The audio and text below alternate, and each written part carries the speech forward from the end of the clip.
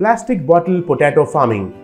तिम्मापुर कहकर एक गांव खेती बाड़ी पर आधारित क्षेत्र था। उधर के ज्यादा प्रतिशत के लोग तो खेती बाड़ी ही करते थे। वो गांव हमेशा हरा भरा खेतों से बहुत सुंदर दिखता था। उस गांव में कन्हैया कहकर एक किसान रहता था। उसको बिट्टू कहकर एक बेटा था। कन्हैया उनका 1 एकड़ का खेत में बहुत मेहनत करके फसल उगाकर बेचकर मिले पैसों से उनकी पत्नी और बेटे का पोषण करता था। कन्हैया हर रोज बिट्टू को साइकिल पर चढ़ाकर स्कूल को ले जाता था। बिट्टू तो हमेशा क्लास में फर्स्ट आता था। अगर गांव वालों को कोई समस्या आया तो वे लोग कन्हैया के पास ही आते थे। कन्हैया उनका समस्या का हल बताता था।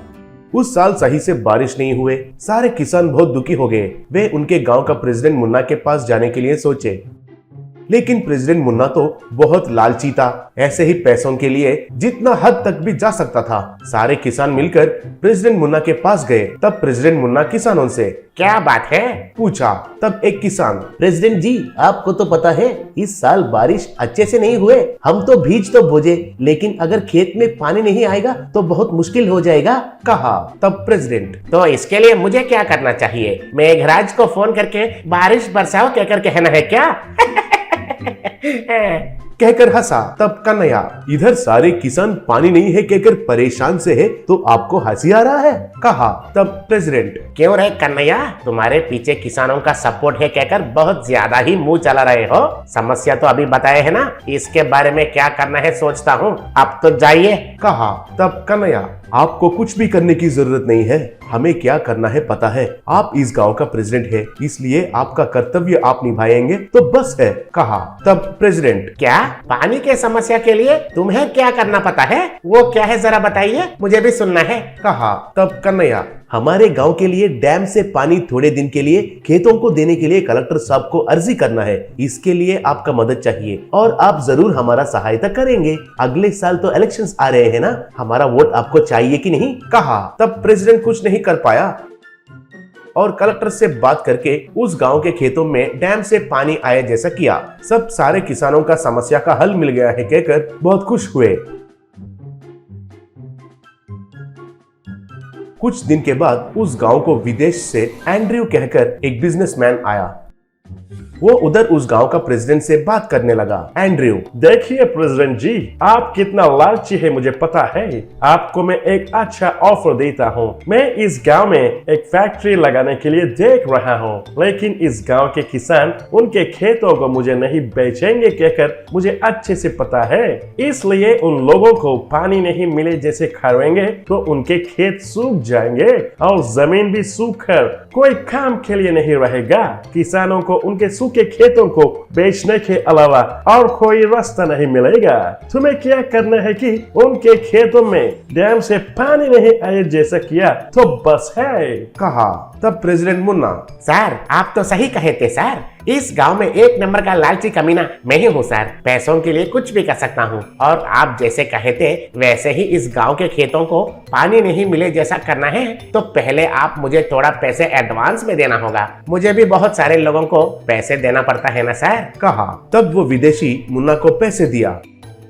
मुन्ना कुछ सरकारी अधिकारियों को रिश्वत देकर उस डैम से आ रहा पानी को एकदम कम कर दिया।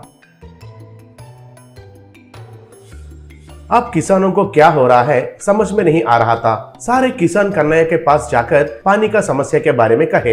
तब कन्हैया, देखिए ये सब तो कोई जानबूझकर प्लान करके कर रहा है। उस डैम का पानी को हमें नहीं मिले जैसे कर रहा है, कह रहा था। तभी उधर उस गांव का प्रेसिडेंट मुन्ना उस फॉरेनर के साथ मिलकर उधर आया। तब मुन्ना, और कौन कर सकता रे, मैं ही पानी को रोक रहा हूँ। ऐसे करने के लिए मुझे बहुत पैसे मिले। अब आपको ये गाँव छोड़कर जाने के अलावा और कोई रास्ता नहीं है। अगर आप चले जाएंगे तो ये एंड्रयू अंग्रेजी सर इधर एक फैक्ट्री को लगाना चाहता है, कहकर उधर से चले गए।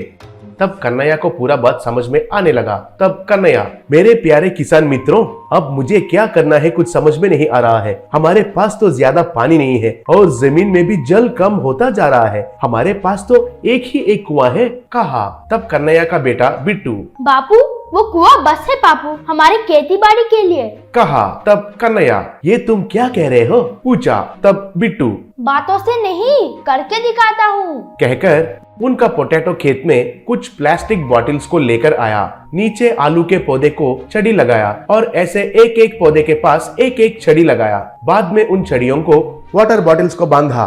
वाटर बॉटल्स को छोटे छोटे छेद लगाकर उस वाटर बॉटल्स में से एक धागा को पौधों के जड़ियों को लगाया। कुएं से पानी निकालकर उन बॉटल्स में डाला। उन बॉटल्स में से धागा से पानी जाकर पौधे के जड़ों तक जाने लगा। वो देखकर सारे किसान हैरान रह गए। तब बिट्टू, बापू, इसे बॉटल फार्मिंग कहते हैं। इसके वजह से कम पानी इस्तेमाल करके ज्यादा फायदा पा सकते हैं, कहा। वो बॉटल फार्मिंग बाकी के किसानों को अच्छा लगा और वे भी बॉटल फार्मिंग करना शुरू किए। इस बार अच्छा उपज मिला। ये देखकर मुन्ना को गुस्सा आया।